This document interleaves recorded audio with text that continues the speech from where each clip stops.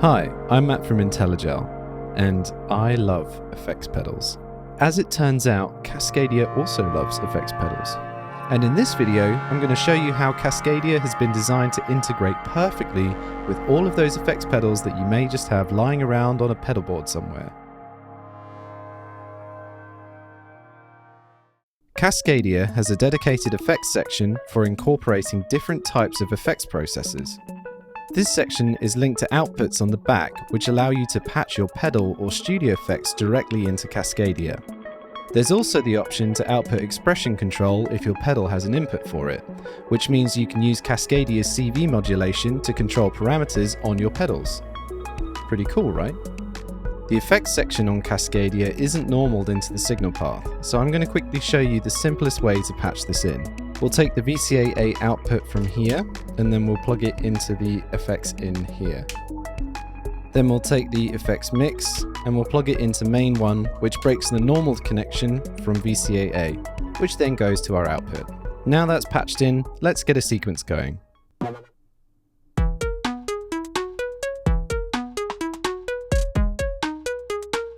Now it's time to add some effects. So we've got our analog delay patched in and it's sounding pretty nice.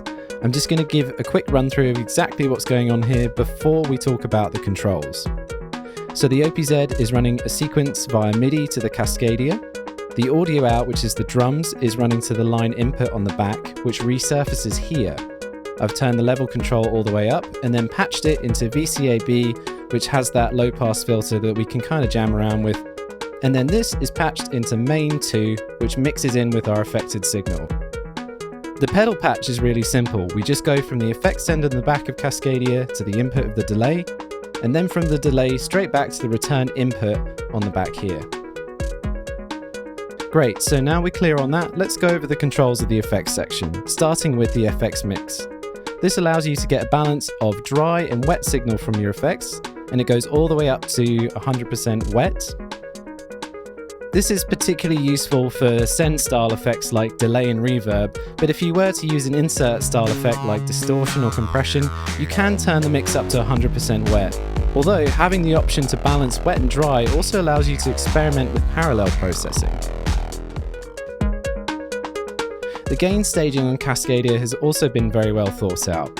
We've got a send level control, which allows us to adjust the amount of signal going out to the effect. In tandem with this, we also have the line and pedal instrument switch, which allows you to set the effects output to either line level or instrument level, depending on what kind of effect you're plugging into. We then have the return level control, which allows us to adjust the incoming signal from the effect. This ensures everything remains in balance with our effects loop. If the incoming signal is too hot, the LED on the right of the control will start lighting up red. You may also have noticed there's a phase switch linked to the return knob. Some pedals have an inverted output, which isn't such a big deal when they're connected in series. However, it's quite important to keep phase coherent when mixing wet and dry signals together, hence the need for a switch. So if you're ever finding that your effects mix is sounding a little off, just try flipping the phase and see if it makes a difference. In this case, not so much. Now, let's not forget what I said earlier about expression control. There's an output on the back of Cascadia for this exact purpose, which is linked to the expression level in the utilities section. The expression level input operates within a range of 0 to 5 volts. This is the typical range that an expression input on a pedal would accept. Negative voltage and voltage over 5 volts is ignored. This is already normal to LFO-Z through the unipolar out, but you can patch in any CV modulation for expression control. Let's test this out. I'm going to take a cable, I'm going to patch the expression out to the time for the delay.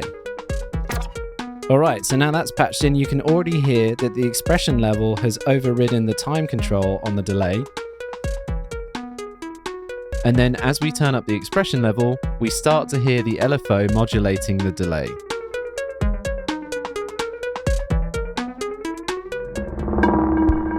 Let's take things one step further. So far, we've only patched in the effects section at the end of the signal chain, and this is still the case with the patch that you're listening to now.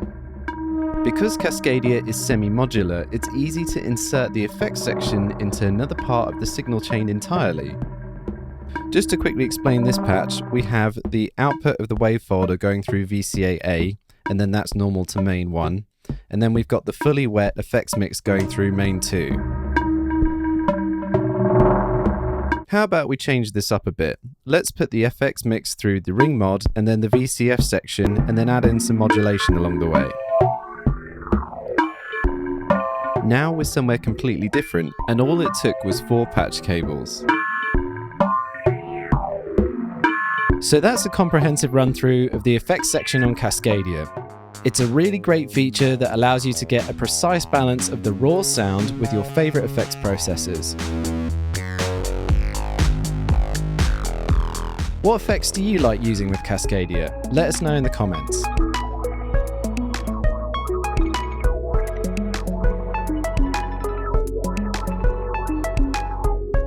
Thanks for watching. If you enjoyed this video on Cascadia, be sure to like and subscribe for more.